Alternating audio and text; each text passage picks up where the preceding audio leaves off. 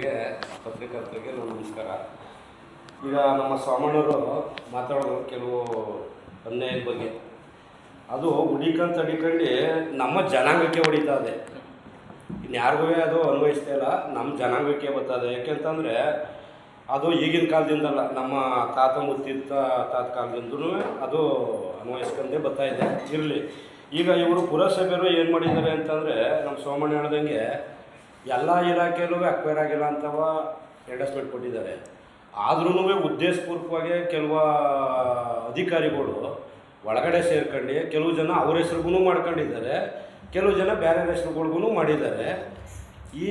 ಈ ಕೆಲಸಗಳ ನಡೆಸೋಂಥ ಕೆಲಸಗಳ ಇವರು ಪುರಸಭೆಯವರು ಮಾಡ್ತಿದ್ದಾರೆ. ಪುರಸಭೆ ಅಂತಂದರೆ ಏನಾಗೋಗೋದೆ ಅಂದರೆ ಒಂಥರ ಚಂಡೆಕೆರೆ ಸಂತೆ ಹೋಗೋದೆ. ಅಲ್ಲಿ ಈ ಮರಿ ಹಿಡ್ಕೊಂಡ್ರೆ ದಪ್ಪತೆ ಯಾವುದು ಸಣ್ಣದೆ ಯಾವುದು ಅಂತ ರೈಟ್ ಫಿಕ್ಸ್ ಮಾಡ್ತೀವಲ್ಲ, ಆ ಥರ ಹೋಗೋದೆ. ಖಾತೆಗಿಷ್ಟು, ಒಗರೆಗಿಷ್ಟು, ಪರ್ಬರೆಗಿಷ್ಟು ಅಂತವ. ಅದು ಬಿಡಿ, ಆ ಪುರಸಭೆ ಅದು ಒಂಥರ ಮುನ್ಸಿಪಾಲ್ಟಿ ಅಂದರೆ ಅದು ಮುನ್ಸಿಪಾಲ್ಟಿನೇ. ಅದು ಇಲ್ಲಿ ನಮಗೆ ಅನ್ಯಾಯ ಆಯ್ತಿರೋದು ಏನು ಅಂತಂದರೆ, ಪಿಟಿಷನ್ ಆ್ಯಕ್ಟ್ ಪ್ರಕಾರ ನಮ್ಮ ದಲಿತರ ಜಾಗವ ಬೇರೆ ತಗೋಬಾರ್ದು ಅನ್ನೋ ಲೆಕ್ಕಾಚಾರದಲ್ಲೇ ಆದೇಶ ಹೊರಡಿಸಿದ್ದಾರೆ. ಆದರೆ ಅಧಿಕಾರಿಗಳೇ ನಮಗೆ ಅನ್ಯಾಯ ಮಾಡ್ಕೊಂಬತ್ತಿರೋದ್ರಿಂದವ ಇದು ಭಾರಿ ನಮಗೆ ನೋವಾಯ್ತಾ ಇದೆ. ಹಂಗಾಗಿ ನಮ್ಮ ಸ್ವಾಮಣ್ಣವ್ರು ಹೇಳ್ದಂಗೆ ಇವತ್ತು ಅವರ ನೋವುಗಳನ್ನು ಹಂಚ್ಕೊಂಡಿದ್ದಾರೆ, ಸಂಘದ ಗಮನಕ್ಕೂ ತಂದಿದ್ದಾರೆ. ಹಾಗಾಗಿ ನಾವು ರಾಜ್ಯ ಸಮಿತಿ ಕಡೆಯಿಂದಲೂ ನಮ್ಮ ರಾಜ್ಯಾಧ್ಯಕ್ಷರುಗಳು ಎಲ್ಲರನ್ನೂ ನಾವು ಕರೆಸಿದ್ದೀವಿ. ಈ ವಿಚಾರವಾಗಿ ಬೇಗನೆ ಅವರು ಆಕ್ಷನ್ ತಗೊಂಡು ಇದಕ್ಕೆ ಸಂಬಂಧಪಟ್ಟಂಥ ಏನು ನಮ್ಮ ದಲಿತ ಜನಾಂಗ ಇದ್ದಾರೆ ಅವರಿಗೆ ನ್ಯಾಯ ಕೊಡಿಸೋಂಥ ಕೆಲಸ ಮಾಡದೆ ಹೋದರೆ ನೆಕ್ಸ್ಟ್ ವಾರದಲ್ಲಿ ನಾವೊಂದು ಡೇಟ್ ಫಿಕ್ಸ್ ಮಾಡಿ ಪುರಸಭೆ ಮುಂಭಾಗನೇ ನಮಗೆ ನ್ಯಾಯ ಸಿಕ್ಕ ಗಂಟನೂ ನಾವು ಸಾಮ್ಯನ ಹಾಕೊಂಡು ತಮಟೆ ಚಳವಳಿ ಮಾಡ್ಕೊಂಡು ಅದ್ರ ಮುಂದ್ಗಡೆ ನಾವು ಕೂತ್ಕೊತೀವಿ ಅಂತ ನಾನು ಹೇಳೋಕ್ಕೆ ಇಷ್ಟಪಡ್ತೀನಿ. AC ಅವರು ಒಂದು ಏನು ಮಾಡಿದ್ದಾರೆ ಅಂತಂದರೆ, ಜಮೀನು ವಾರಸ್ದಾರಿಗೆ ಒಂದು ನೋಟಿಸ್ ಅನ್ನೋದು ಇರ್ತದೆ. ಯಾಕಂದರೆ ಆರ್ ಟಿ ಸಿಂಡೀಕರಣ ಆದ ತಕ್ಷಣವೇ ಅವರು ವಾರಸ್ದಾರಾಗಿರ್ತಾರೆ. ಅವ್ರ ಗಮನಕ್ಕೆ ತರದರೆ ಯಾವುದೇ ಅಧಿಕಾರಿಗಳು ಅದು RTC ರದ್ದು ಮಾಡೋಕ್ಕೆ ಬರೋಲ್ಲ. ಒಂದು ನೋಟಿಸು ಕೊಡದೇ, ಒಂದು ತಿಳುವಳಿಕೆನೂ ಹೇಳ್ದೇ ಏಕಾಏಕಿ RTC ರದ್ದುಪಡಿಸ್ತಾರೆ. ರದ್ದುಪಡಿಸೋ ಉದ್ದೇಶ ಏನು ಅಂತಂದರೆ, ಅದು ರನ್ನಿಂಗ್ ಇದ್ದರೆ ಇವರು ಮುಂದರಿಬೋದು, ಅದು ರನ್ನಿಂಗೇ ಇಲ್ಲ ಅಂತಂದರೆ ಇವ್ರಿಗೆ ದಾರಿ ಇರಲ್ಲ ಅನ್ನೋ ಒಂದು ಮೆಂಟಾಲಿಟಿಯಿಂದವ ಕ್ಲಿಯರಿಂಗ್ ಮಾಡಿದ್ದಾರೆ. ತಹಸೀಲ್ದಾರು ಪಾಪ ಒಳ್ಳೆಯರಿದ್ದಾರೆ, ನಾವು ಅವ್ರ ಬಗ್ಗೆಯಲ್ಲಿ ನಾವು ಮಾತಾಡೋಕ್ಕಾಗಲ್ಲ. ಯಾಕೆ ಅಂತಂದರೆ ಅವ್ರ ಗಮನಕ್ಕೂ ಬಂದಿಲ್ಲ, ಅದು ಈಗ ಇತ್ತೀಚೆಗೆ ಬರ್ತಾಯಿದೆ. ಯಾಕಂದರೆ ಹಿಂದೆ ಮಾಡಿರೋರಿಗೆ ನಾವು ಈಗ ಬಂದಿರೋರಿಗೆ ನಾವು ದೂರ್ಸೋಕ್ಕಾಗೋದಿಲ್ಲ. ಈಗ ಚೀಫ್ ಆಫೀಸರು ಒಳ್ಳೆಯವ್ರು ಬಂದಿದ್ದಾರೆ, ತಹಸೀಲ್ದಾರು ಒಳ್ಳೆಯವರು. ಅವ್ರಿಗೂ ನಾವು ಹೇಳೋದೇನು ಅಂತಂದರೆ, ಹಿಂದೆ ಏನಾಗೈತೆ ಆದ ಡಾಕ್ಯುಮೆಂಟ್ಸ ಎತ್ಕೊಂಡು ಈ ನಮ್ಮ 9 ಜನ ಏನು ನಮ್ಮ ಮಾದಿಗ ಸಮಾಜಕ್ಕೆ ಅನ್ಯಾಯ ಆಗಿದೆ ಅವ್ರಿಗೆ ನ್ಯಾಯ ಕೊಡಿಸೋಂಥ ಕೆಲಸ ಮಾಡಬೇಕು ಅಂತ ನಾವು ಹೇಳೋಕ್ಕೆ ಇಷ್ಟಪಡ್ತೀವಿ. ಆಮೇಲೆ ಅಲ್ಲಿ ಯಾವನೋ ಒಬ್ಬ ಮನೆ ಕಟ್ಕೊಂಡಿದ್ದಾನೆ, ಅವನು ಏನು ಮಾಡ್ತಿದ್ದಾನೆ ಅಂತಂದರೆ, ಕೆಲವು ಜನಗಳಿಗೆ ಈ ಕೆಲವು ಅಧಿಕಾರಿಗಳಿಗೆ ಒಂದೊಂದು ಮೂಕರ್ಜಿ ಹಾಕೋದು.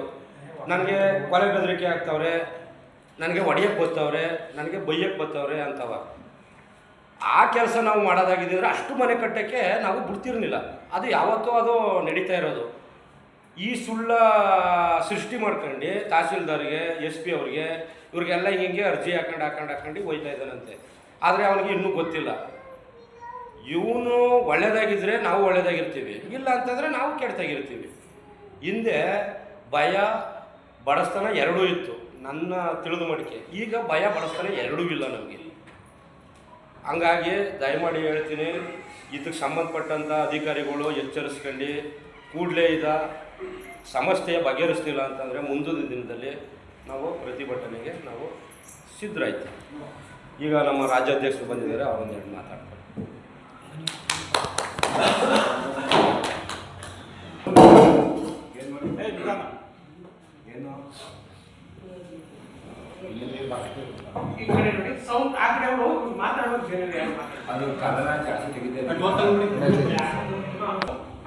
ಪತ್ರಿಕಾ ಮಾಧ್ಯಮ ಮಿತ್ರರಿಗೆ ನಾನು ಅಭಿನಂದನೆ ಸಲ್ಲಿಸ್ತೀನಿ.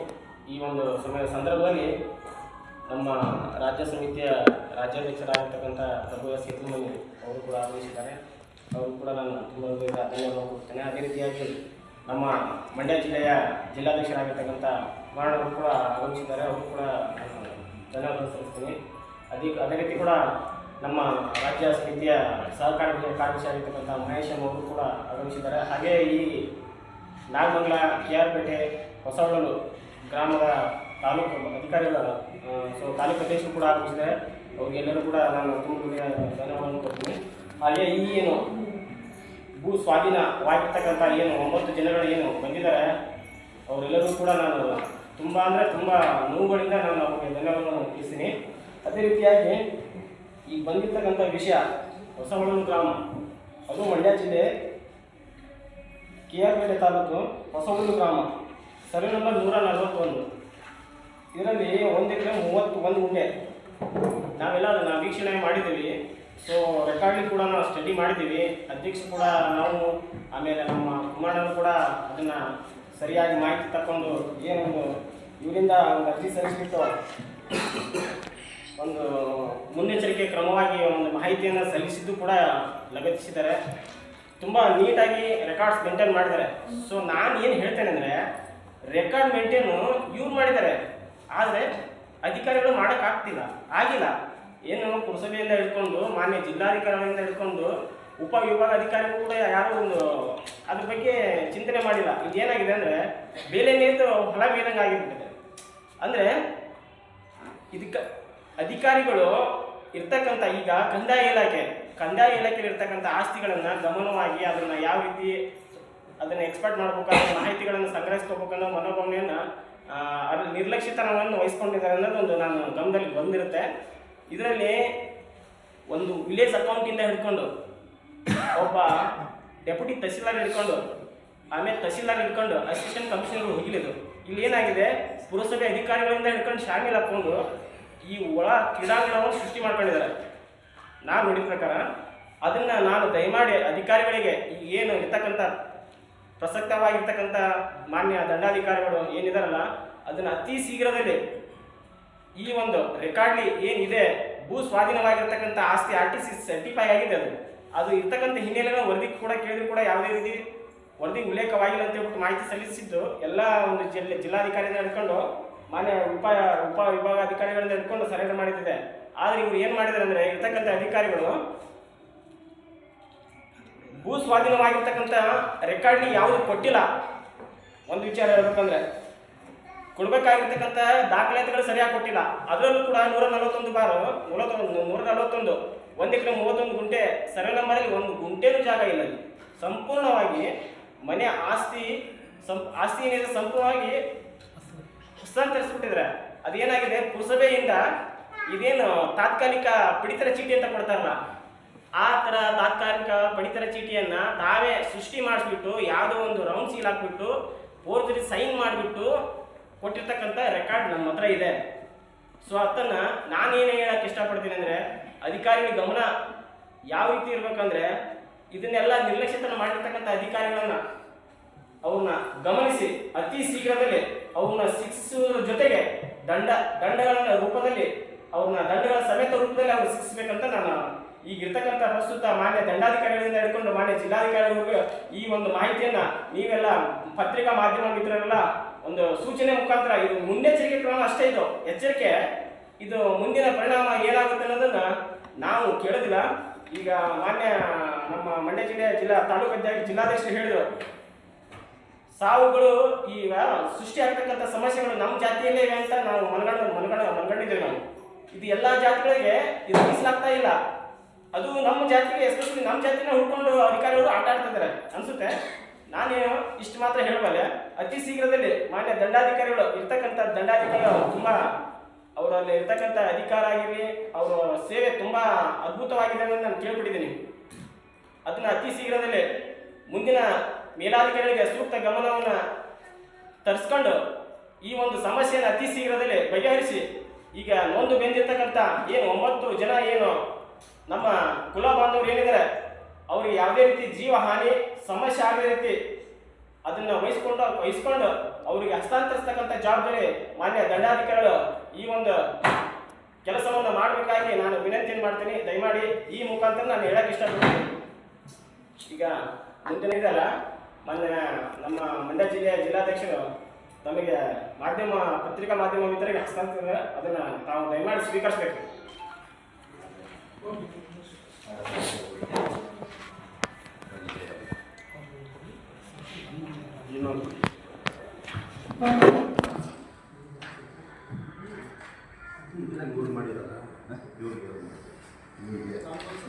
ಇಲ್ಲ ಪ್ರತಿ ಅಂತ ಮಾಡಿರ್ತೀವಿ.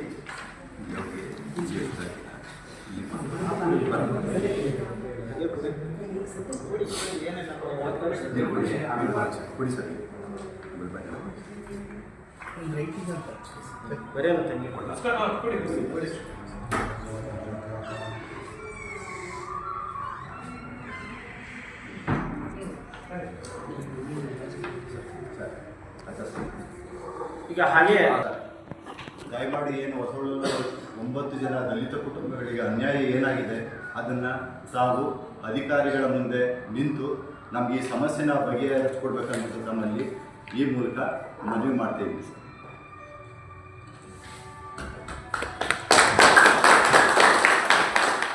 ಹೀಗೆ ಈ ವಿಚಾರಕ್ಕೆ ಸಂಬಂಧಪಟ್ಟಂಗೆ ನಮ್ಮ ಸಂಘದ ರಾಜ್ಯಾಧ್ಯಕ್ಷರಾದ ಪ್ರಭು ಸರ್ ಅವರು ಮಾತಾಡ್ತಾರೆ.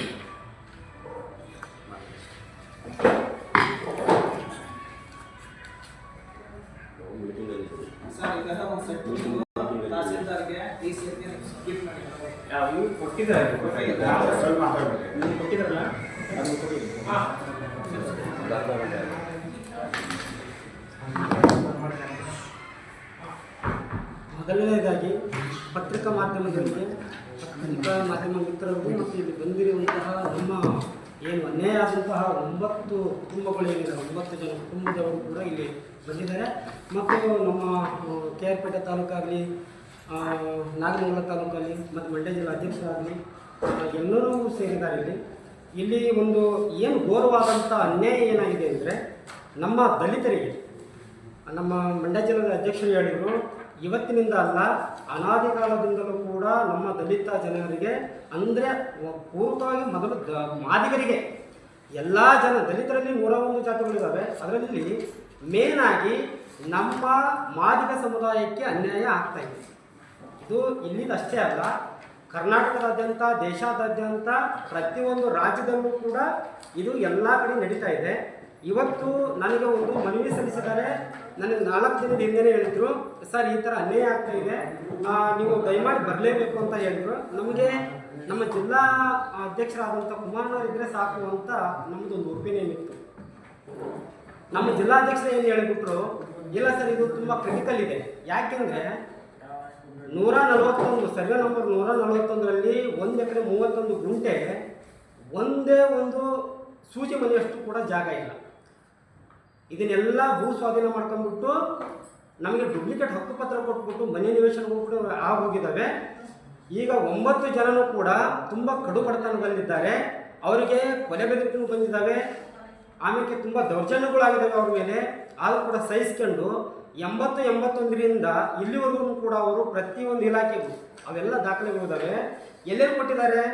ತಹಸೀಲ್ದಾರ್ ಕಚೇರಿ ಕೊಟ್ಟಿದ್ದಾರೆ, ಉಪವಿಭಾಗ ಅಧಿಕಾರಿಗಳು ಕೊಟ್ಟಿದ್ದಾರೆ, ಮಂಡ್ಯ ಜಿಲ್ಲಾ ಪರಿಷತ್ಗೆ ಕೊಟ್ಟಿದ್ದಾರೆ, ಪುರಸಭೆ ಕಾರ್ಯಾಲಯ ಕೊಟ್ಟಿದ್ದಾರೆ, ತಾಲೂಕು ಕಾರ್ಯನಿರ್ವಾಹಕರ ತಾಲೂಕು ಪಂಚಾಯತಿ ಕೊಟ್ಟಿದ್ದಾರೆ, ಮತ್ತು ತಾಲೂಕು ಪಂಚಾಯತಿ ಕಾರ್ಯನಿರ್ವಾಹಕರಿಗೆ ಕೊಟ್ಟಿದ್ದಾರೆ, ವಿಶೇಷ ಭೂ ಸ್ವಾಧೀನ ಜಿಲ್ಲಾಧಿಕಾರಿಗಳು ಕೊಟ್ಟಿದ್ದಾರೆ, ಮಾನವ ಹಕ್ಕುಗಳ ಆಯೋಗ ಕೊಟ್ಟಿದ್ದಾರೆ.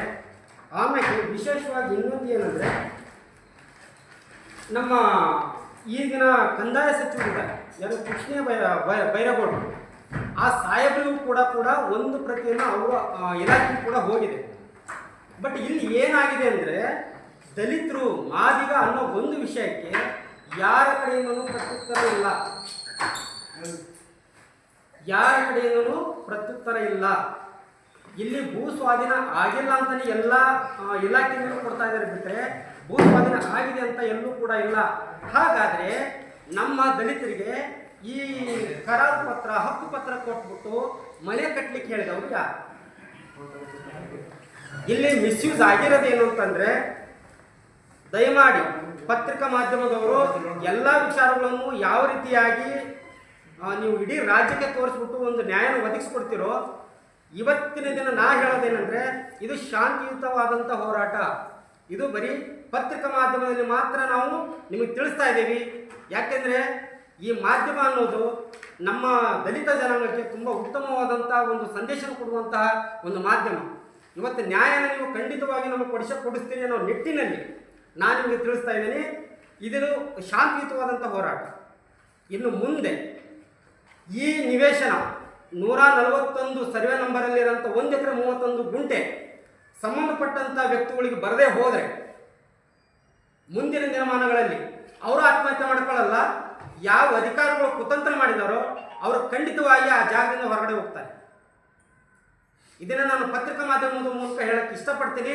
ಯಾವುದೇ ಅಧಿಕಾರಿಗಳಾಗಲಿ ಅವರು ನಮ್ಮ ಜಾತಿಗೆ, ನಮ್ಮ ಮಾದಿಗ ಜನಾಂಗಕ್ಕೆ ಯಾರಿಗೆ ಅನ್ಯಾಯ ಮಾಡಿದಾರೋ ಇದನ್ನು ಸರಿ ಮಾಡಿಕೊಡುವಂಥ ಕೆಲಸ ಮಾಡಬೇಕು. ಅದು 15 ದಿನದಲ್ಲಿ ಮಾತ್ರ. ಆ 15 ದಿನ ಬಿಟ್ಟು ಏನಾದರೂ ಈ ಕೆಲಸ ಆಗಲಿಲ್ಲ ಅಂದರೆ ಖಂಡಿತವಾಗಿಯೂ ಕೂಡ ತಮಟೆ ಚಳವಳಿ ನಡೆಯುತ್ತೆ, ಸತ್ಯಾಗ್ರಹ ಮಾಡೇ ಮಾಡ್ತೀವಿ. ಅದರಲ್ಲಿ ಯಾರಿಗೆ ಏನೇ ಸಮಸ್ಯೆ ಆದರೂ ಕೂಡ ಇನ್ನು ಮುಂದೆ ಅದಕ್ಕೆ ನೇರವಾಗಿ ಅಧಿಕಾರಿಗಳೇ ಇದ್ರ ಹಿಂದಿರುವಂಥ ಷಡ್ಯಂತ್ರ ಮಾಡಿರುವಂಥ ಎಲ್ಲ ವ್ಯಕ್ತಿಗಳು ಕೂಡ ಕಾರಣೀಭೂತರಾಗ್ತಾರೆ ಅಂತ ಹೇಳಲಿಕ್ಕೆ ಇಷ್ಟಪಡ್ತೀನಿ. ಖಂಡಿತವಾಗಿಯೂ ಕೂಡ ಅವರು, ನಾನು ಮಾನ್ಯ ಮುಖ್ಯಮಂತ್ರಿಗಳಲ್ಲೂ ತಿಳಿಸೋದು ಇಷ್ಟೇ, ಪತ್ರಿಕಾ ಮಾಧ್ಯಮ ಮೂಲಕ ಪ್ರತಿಯೊಂದು ಇಲಾಖೆಗಳು ಹೋಗಿದೆ, ಎಲ್ಲ ಇದೆ. ಇಲಾಖೆಗಳಿಂದ ಬಂದಂಥ ಉತ್ತರಗಳನ್ನು ಮಾತ್ರ ಇದ್ದಾವೆ, ಸರ್ಟಿಫಿಕೇಟ್ ಕಾಪಿಗಳು ಕೂಡ ಪ್ರತಿಯೊಂದು ಇದ್ದಾವೆ, ದಾಖಲಾತಿಗಳು. ಆದರೆ ಈ ಕುತಂತ್ರ ಬುದ್ಧಿ ಮಾಡಿದಂಥವ್ರು ಯಾರು? ಅದು ಮಾದಿಗ ಸಮಾಜಕ್ಕೆ ಬರುವಂತ ಸರ್ವೆ ನಂಬರ್ ಅಲ್ಲೇ ಕೂಡ ಇದನ್ನು ಮಾಡಿದ್ದಾರೆ. ಹಾಗಾದ್ರೆ ಇವ್ರಿಗೆ ಆ ತಾಕತ್ತಿದ್ರೆ ಬೇರೆ ಸರ್ವೆ ನಂಬರ್ ಅಲ್ಲಿ ಮಾಡಬಹುದಿತ್ತಲ್ಲ. ಅಂದ್ರೆ ಕೈಲಾಗಲಿದ್ದಾರಂತನೋ ಅಥವಾ ಗುಲಾಮಗಿರಿ ಮಾಡ್ತಾ ಇದ್ದಾರಂತನೋ, ಅದ ಮಾದಿಗರು ಇವತ್ತು ಕೂಡ ಸಹಿಸ್ಕೊಂಡು ಹೋಗ್ತಾ ಇದ್ದಾರಂತನೋ, ಯಾವ ಕಾರಣಕ್ಕಾಗಿ ಈ ಕೆಲಸ ಮಾಡಿದ್ದಾರೆ? ದಯಮಾಡಿ ನಿಮ್ಮ ಅಧಿಕಾರ ನಿಮ್ಮ ಹತ್ರನೇ ಇರಲಿ. ದಯಮಾಡಿ ನಾನು ಹೇಳ್ತಾ ಇದ್ದೀನಿ, ಅಧಿಕಾರಿಗಳೇ, ನೀವು ಪಬ್ಲಿಕ್ ಸರ್ವೆಂಟು, ನೀವು ಜನಗಳ ಸೇವಕರಷ್ಟೇ. ನಮ್ಮಿಂದ ನೀವು, ನಿಮ್ಮಿಂದ ನಾವಲ್ಲ. ಯಾವುದೇ ಕಾರಣಕ್ಕೂ ಕೂಡ ಈ ದಿನದಿಂದ ಕೌಂಟ್ ಡೌನ್ ಸ್ಟಾರ್ಟು. 15 ದಿನದಲ್ಲಿ ಆ ಆಸ್ತಿ ಏನಿದೆಯೋ ಅದಕ್ಕೆ ಪರ್ಯಾಯವಾಗಿ ಏನಾದರೂ ಒಂದು ಸೂಚಿಸಿ ಅವರಿಗೆ ನ್ಯಾಯ ದೊರಕಿಸಿಕೊಟ್ರೆ ನೀವು ಆ ಸ್ಥಾನದಲ್ಲಿ ಇರ್ತೀರಿ. ಇಲ್ಲಾಂದ್ರೆ ನಿಮ್ಮ ಸ್ಥಾನದಿಂದ ಕಿತ್ತು ಒಗೆಲ್ಲವರೆಗೂ ಕೂಡ ನಾವು ಸತ್ಯಾಗ್ರಹ ಮಾಡೇ ಮಾಡ್ತೇವೆ. ಇದನ್ನು ನಾನು ಈ ದಿನ ಈ 9 ಜನ, ಇಷ್ಟೊಂದು ಜನ ಮಹಿಳೆಯರಿದ್ದಾರೆ, ಎಲ್ಲರಿಗೂ ಅಕ್ಕ ತಂಗಿಯರು, ಅಣ್ಣ ತಮ್ಮರು ಎಲ್ಲರೂ ಇದ್ದಾರೆ. ಅನ್ಯಾಯ ಆಗುತ್ತೋ ಆಗಲ್ವೋ ಅನ್ನೋದು ವಿಚಾರ ಮಾಡುವಂತ ಒಂದು ಮಾನವೀಯ ದೃಷ್ಟಿ ಇಲ್ಲ ಅಂತ ಅಂದ್ರೆ, ಹಾಗಾದ್ರೆ ಮಾದಿಗರೇನು ಷಂಡ್ರ ಇಲ್ಲ ಗುಲಾಮಗಿರಿ ಮಾಡ್ತಾ ಇದ್ದಾರ ಅನ್ನುವ ಒಂದು ವಿಚಾರನ ಪ್ರತಿಯೊಂದು ರಾಜ್ಯದ ಮಾದಿಗ ಸಮುದಾಯ ತಿಳ್ಕೋಬೇಕಾಗಿದೆ. ಇವತ್ತು ರಾಜ್ಯಾದ್ಯಂತ ಎಲ್ಲೇ ಆಗಲಿ ಕೂಡ ಅನ್ಯಾಯ, ನಮಗೊಂದು ಮನವಿಯನ್ನು ಸಲ್ಲಿಸಿ ಆ ಕ್ಷಣದಲ್ಲೇ ಕೂಡ ಅದು ನಿಮಗೇನು ಸರಿ ಆಗ್ಬೇಕು ಅದನ್ನು ಮಾಡಿಕೊಟ್ಟೇ ಕೊಡ್ತೇವೆ ಅನ್ನೋದನ್ನ ನಾ ಈ ಪ್ರೆಸ್ ಮೀಟ್ ಅಲ್ಲಿ ಕೂಡ ಹೇಳಕ್ಕೆ ಇಷ್ಟಪಡ್ತೀನಿ. ದಯಮಾಡಿ ನಾವೊಂದು ಭರವಸೆಯನ್ನು ನೀಡಕ್ಕೆ ಇಷ್ಟಪಡ್ತೀನಿ. ನಮಗೆ ಇಲ್ಲಿವರೆಗೂ ಮನವಿ ಬಂದಿದ್ದಿಲ್ಲ. ಈಗ ನಮ್ಮ ಮಂಡ್ಯ ಜಿಲ್ಲಾ ಅಧ್ಯಕ್ಷರಾಗಲಿ ಅಥವಾ ಇದಕ್ಕೆ ಸಂಬಂಧಪಟ್ಟಂತಹ ಏನು ಭೂಮಿಗೆ ಸಂಬಂಧಪಟ್ಟಂತಹ ನೊಂದ ಜೀವಗಳಾಗಲಿ ನಮಗೆ ಇಲ್ಲಿವರೆಗೂ ಮನವಿ ಕೊಟ್ಟಿದ್ದಿಲ್ಲ. ಇವತ್ತು ಮನವಿ ಕೊಟ್ಟಿದ್ದಾರೆ. ದಯಮಾಡಿ ನೀವು ನೊಂದುಕೊಂಡು 80-81 ಕೂಡ ಇವತ್ತು ನಿಮ್ಮ ವಂಶಸ್ಥರು ಕೂಡ ಇದರಿಂದ ತುಂಬಾ ಬೇಸತ್ತಿದ್ದೀರಿ. ಇನ್ನು ಮುಂದೆ ಇದು ನಿಮ್ಮ ಜಾಗ ನಿಮಗೆ ಸಿಗುತ್ತೆ. ಆ ಮನೆಗಳು ಏನು ಒತ್ತುವರಿ ಮಾಡಿದಾರಲ್ಲ ಆ ಮನೆಯಲ್ಲಿ ನೀವು ವಾಸ ಮಾಡಬೇಕು, ಇಲ್ಲ ಡೆಮಾಲಿಷ್ ಮಾಡಿಬಿಟ್ಟು ಸರ್ಕಾರ ಇವ್ರಿಗೆ ಕೊಡಿಸ್ಬೇಕು. ಇವೆರಡೇ ಉದ್ದೇಶ. ದಯಮಾಡಿ ಹೇಳ್ತಾರೆ, ನೀವು ಪ್ರಾಣ ಆತ್ಮಹತ್ಯೆ ಮಾಡ್ಕೊಂಡ್ಬಿಟ್ಟು ಇನ್ನೊಬ್ಬರು ಲಾಭ ಮಾಡ್ಕೊಳಕ್ ಹೋಗಬೇಡಿ. ನಾವು ಜೀವಂತವಾಗಿರೋವರೆಗೂ, ಮಾದಿಗರು ಎಲ್ಲಿವರೆಗೂ ಜೀವಂತವಾಗಿರ್ತೇವೋ ಅಲ್ಲಿವರೆಗೂ ನಮ್ಮ ಜನಾಂಗಕ್ಕೆ ಯಾವ ಕಾಲಕ್ಕೂ ಕೂಡ ಅನ್ಯಾಯ ಆಗ್ಲಿಕ್ಕೆ ಬಿಡಲ್ಲ ಅಂತ ಈ ಪತ್ರಿಕಾ ಮಾಧ್ಯಮದ ಮೂಲಕ ನಾವು ಹೇಳಕ್ಕೆ ಬಯಸ್ತೇವೆ. ದಯಮಾಡಿ ಇದು 15 ದಿನದೊಳಗಡೆ ಜಾರಿಗೆ ಬರಲಿಲ್ಲ ಅಂತಂದ್ರೆ ಕರ್ನಾಟಕದಾದ್ಯಂತ ಜನ ಇಲ್ಲಿ ಬರ್ತಾರೆ. ನಾವು ಪ್ರತಿಯೊಂದು ಇಲಾಖೆಗೂ ಕೂಡ ಭೇಟಿ ಕೊಡ್ತೇವೆ. ಪ್ರತಿಯೊಂದು ಇಲಾಖೆಯ ಎದುರುಗಡೆ ನಾವು ಸತ್ಯಾಗ್ರಹ ಮಾಡೇ ಮಾಡ್ತೇವೆ. ಇದಕ್ಕೆ ಏನಾದರೂ ಹೊಣೆ ಆಯ್ತು, ಏನಾದರೂ ಅನಾಹುತ ಆಯ್ತು ಅಂದ್ರೆ ಅದು ಕಾರಣೀಭೂತರೇ ಈ ನಡೆದಂಥ ಕುತಂತ್ರ ಷಡ್ಯಂತ್ರ ಮಾಡಿದಂಥ ಅಧಿಕಾರಿಗಳೇ. ಇದು ಮಾನ್ಯ ಮುಖ್ಯಮಂತ್ರಿವರೆಗೂ ಹೋಗುತ್ತೆ, ಕಂದಾಯ ಸಚಿವರಿಗೂ ಈಗಾಗಲೇ ಹೋಗಿದೆ. ಇನ್ನೂ ಒಂದು ಬಾರಿ ಕಳಿಸಲಿಕ್ಕೆ ಪ್ರಯತ್ನ ಮಾಡ್ತೇವೆ. ಶಾಂತಿಯುತವಾಗಿ ಪಡಲಿಕ್ಕೆ ನಾವು ಇಷ್ಟಪಡ್ತೇವೆ. ನಾವು ಗಲಾಟೆ ಮಾಡುವಂತ ಮಾದಿಗರಲ್ಲ, ನಮ್ಮ ಮಲ್ಲಿಗೆ ಹೂವಿನಂತ ಇರಂತ ಮಾದಿಗರು. ನಮ್ಮನ್ನ ಕೆರಳಿಸಿದ್ರೆ ಯಾವ ಕಾಲಕ್ಕೂ ಕೂಡ ಯಾವ ಅಧಿಕಾರಿಗೂ ಕೂಡ ಅಧಿಕಾರದಲ್ಲಿ ಇರೋಕ್ಕೆ ಸಾಧ್ಯ ಇಲ್ಲ. ಇದು ದೇಶಾದ್ಯಂತ ರಾಜ್ಯಾದ್ಯಂತ ಎಲ್ಲ ಜನಗಳು ಬಂದ್ಬಿಟ್ಟು ಈ ಹೋರಾಟಕ್ಕೆ ಬೆಂಬಲ ಮಾಡೇ ಮಾಡ್ತಾರೆ. ಪ್ರತಿಯೊಬ್ಬರು ಕೂಡ ನೋಡ್ತಾರೆ ಇದನ್ನ. ಅವ್ರು ನಮಗೆಲ್ಲ ಸಹಕಾರ ಮಾಡ್ತಾರೆ. ಈ ನ್ಯಾಯಕ್ಕೆ ಅನ್ಯಾಯಕ್ಕೆ ನ್ಯಾಯ ದೊರಕಿಸ್ಕೊಟ್ಟೇ ಕೊಡ್ತಾರೆ ಅನ್ನೋದನ್ನ ನಾ ತಿಳಿಸಿ 2 ಮಾತುಗಳನ್ನು ಮುಗಿಸ್ತೇನೆ.